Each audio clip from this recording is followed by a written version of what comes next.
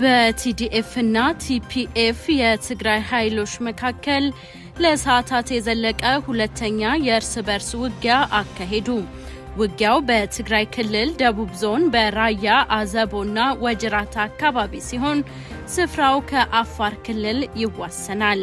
የትግራይ ክልል ጊዜያዊ አስተዳደር ፕሬዝዳንት ጀነራል ታደሰ ወረደን ጨምሮ ጀነራል ዮሐንስ ወልደ ጊዮርጊስ ጆን መዲድ ሁለቱም የትግራይ ኃይሎች ከሚዋጉበት ስፍራ በቅርብ ርቀት ባሉ የራያ አዘቦና ራያ ጨርጨር አካባቢዎች ጉብኝት ሲያደርጉ እንደነበር በዝርዝር ይዘናል።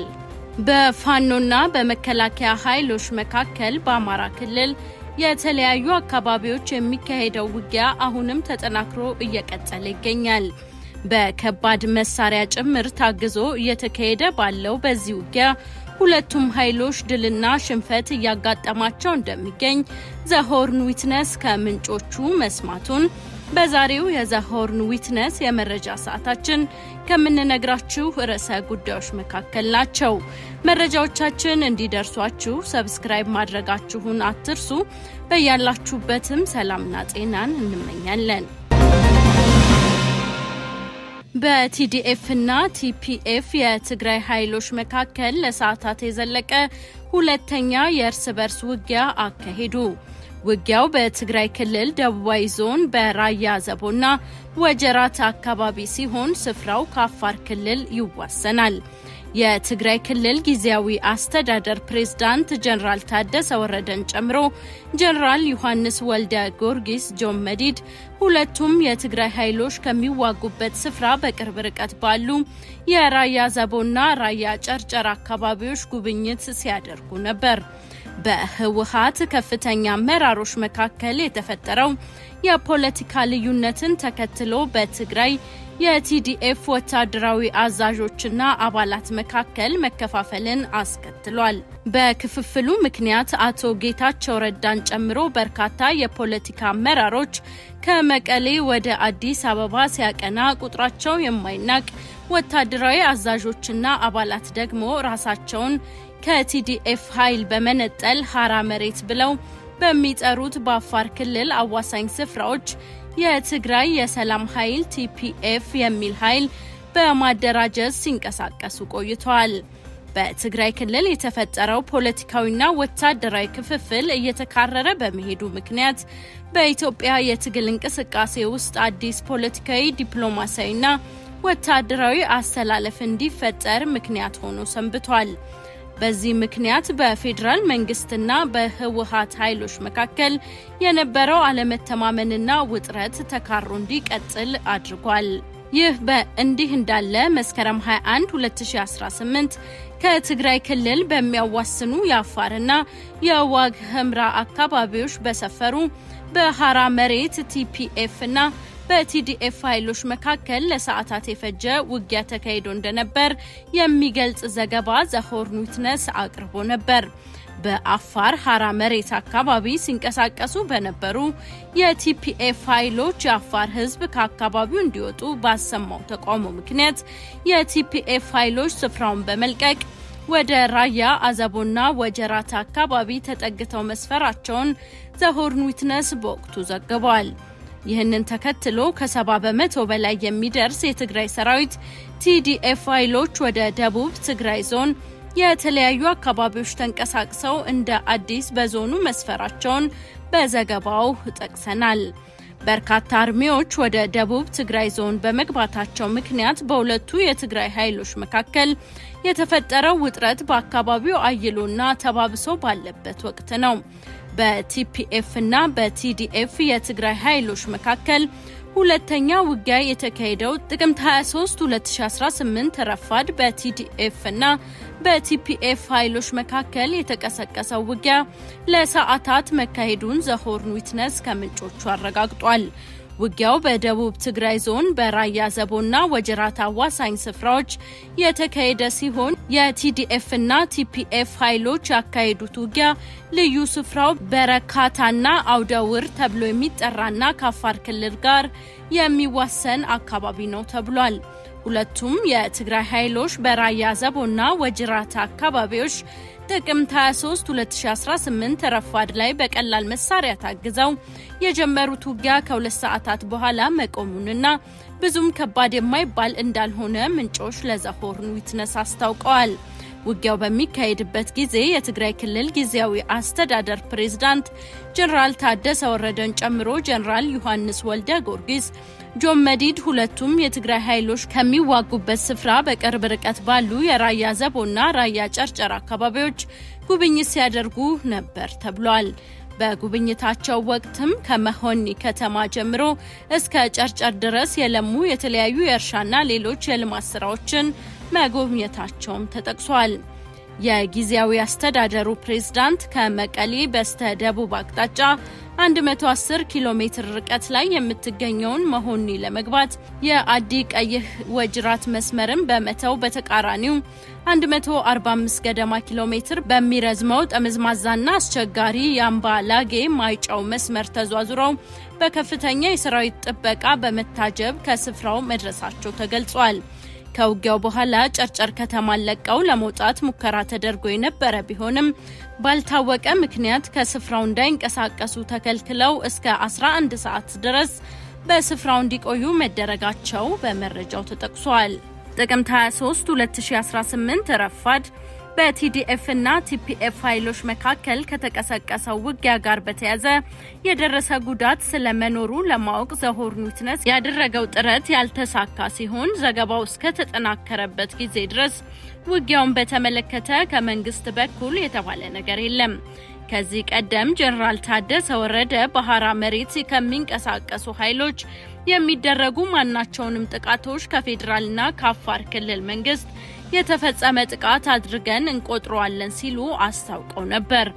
በሐራ መሬት የሚገኙ አባላትም ወደ ትግራይ እንዲመለሱ በእርሳቸው የሚመራ ጊዜያዊ አስተዳደር ጥሪ ማቅረቡ ይታወሳል። የትግራይ የሰላም ኃይል መሪ መሆናቸው የሚነገርላቸው ጀነራል ገብረ እግዚአብሔር በየነ በበኩላቸው ችግሮችን በድርድር ለመፍታት ቅድመ ሁኔታዎችን ማስቀመጣቸው አይዘነጋም።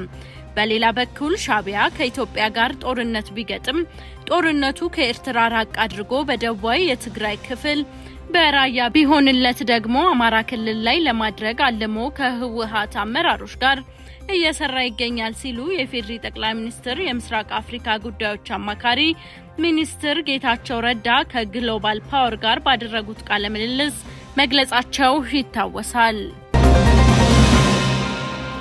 በፋኖና በመከላከያ ኃይሎች መካከል በአማራ ክልል የተለያዩ አካባቢዎች የሚካሄደው ውጊያ አሁንም ተጠናክሮ እየቀጠለ ይገኛል። በሰሜንና ደቡብ ዞን ጨምሮ በሌሎች የክልሉ አካባቢዎች በሁለቱ ኃይሎች መካከል የሚካሄደው ውጊያ ባለፉት ቀናትም በተከታታይ ተካሂዷል። በደቡብ ወሎ ዞን ከሐይቅ ወደ አፋር በሚወስደው መንገድ ወረባቦ ወረዳ ቦክሳ ቀበሌ አካባቢ በመንቀሳቀስ ላይ በነበሩ የመከላከያ ኃይሎች ጥቅምት 22 2018 ከንጋቱ 12:30 ገደማ ከፋኖ ኃይሎች የደፈጣ ጥቃት እንደተከፈተባቸው ተገልጿል። ከደፈጣ ጥቃቱ በኋላ በመከላከያና በፋኖ ኃይሎች መካከል ለሰዓታት የዘለቀ ውጊያ መካሄዱም ተጠቅሷል። የፋኖ ኃይሎች በከፈቱት የደፈጣ ጥቃት ጉዳት አድርሰዋል ተብሏል።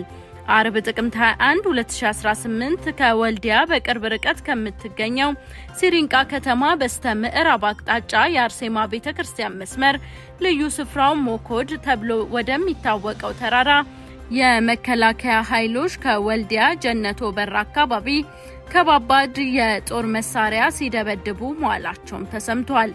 ከወልዲያ ወደ ቆቦ በሚወስደው መንገድ ከወልዲያ ዋሻ በስተምዕራብ አቅጣጫ ከሚገኝ ልዩ ስሙ ቃሊም የተባለ ስፍራ በመከላከያ ኃይሎችና በፋኖ መካከል ለሁለት ቀናት ውጊያ ተካሂዷል ተብሏል።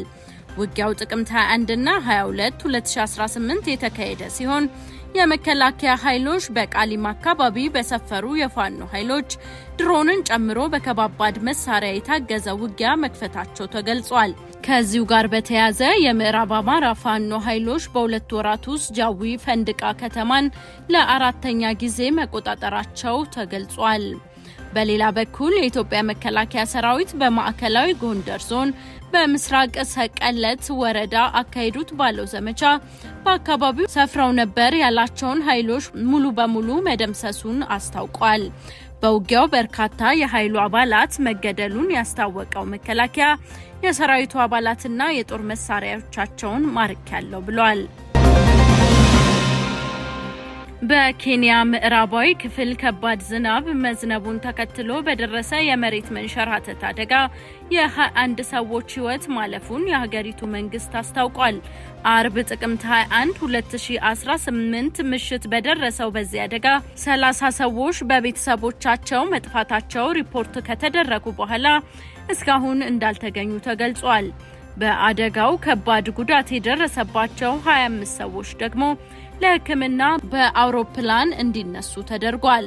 የህይወት አድን ጥረቱን እየደገፈ ያለው የኬንያ ቀይ መስቀል በአደጋው ክፉኛ የተጎዱ አካባቢዎችን በመሬት መንሸራተትና በደራሽ ጎርፍ ምክንያት እስካሁን ድረስ በመንገድ ተደራሽ እንዳልሆኑ አስታውቋል። የኬንያ መንግስት የህይወት አድን ፍለጋ ተልእኮውን እንደሚቀጥል ተገልጿል። የሀገሪቱ መንግስት በዝናባማ ወራት የሚሞሉ ወንዞች አቅራቢያና የመሬት መንሸራተት ባለባቸው አካባቢዎች የሚኖሩ ዜጎችን ደህንነት ወዳለው አካባቢ እንዲዘዋወሩ አሳስቧል። ይህ በእንዲህ እንዳለ በኬንያ ድንበር አቅራቢያ በሚገኝ የኡጋንዳ አካባቢ ከረቡዕ ጀምሮ በደረሰ ድንገተኛ ጎርፍና የመሬት መንቀጥቀጥ የበርካታ ሰዎች ህይወት አልፏል። የብሪታንያ ፖሊስ በባቡር ውስጥ ከደረሰው የስለት ጥቃት ጋር ተያይዞ 2 ሰዎችን በቁጥጥር ስር ማዋሉን ገለጸ። ፖሊስ ባወጣው መግለጫ ቅዳሜ ምሽት በለንደን ካምብሪጅሻየር በባቡር ውስጥ በተሳፋሪዎች ከደረሰው የስለት ጥቃት ጋር በተያያዘ 2 ሰዎችን በቁጥጥር ስር አውሎ ምርመራ እያደረገ መሆኑን አስታውቋል። ፖሊስ በመግለጫው እንዳለው ጥቃቱ እንደ ሽብርተኝነት እየታየ እንዳልሆነና 2 እንግሊዛውያን በግድያ ሙከራ ተጠርጥረው በቁጥጥር ስር ውለዋል። በባቡር ውስጥ በተፈጸመው የስለት ጥቃት 10 ሰዎች ወደ ሆስፒታል የተወሰዱ ሲሆን 9ኙ ለህይወት የሚያሰጋ ጉዳት እንደደረሰባቸው ፖሊስ አስታውቋል። በጥቃቱ አንድ ብቻውን ወደ ሆስፒታል የደረሰን ሰው ጨምሮ የተጎጂዎች ቁጥር 11 አድርሶታል። የአካባቢው ባለስልጣናት ጉዳት ስለደረሰባቸውና በቁጥጥር ስር ስለዋሉ ሰዎች ማንነትም ሆነ ስለ ጥቃቱ መንስኤ አስተያየት አልሰጡም። ውድ የዛሆርን ዊትነስ ቤተሰቦች ለዛሬ መራረጥንላችሁ አህጉር አቀፍና ዓለም አቀፍ መረጃዎቻችን እነዚህን ይመስላሉ። ስለተከታተላችሁ እናመሰግናለን። በየቀኑ የምንለቃቸው መረጃዎቻችን እንዲደርሷችሁ ሰብስክራይብ ማድረጋችሁን አትርሱ እንላለን። በያላችሁበት ሰላምና ጤናንም እንመኛለን።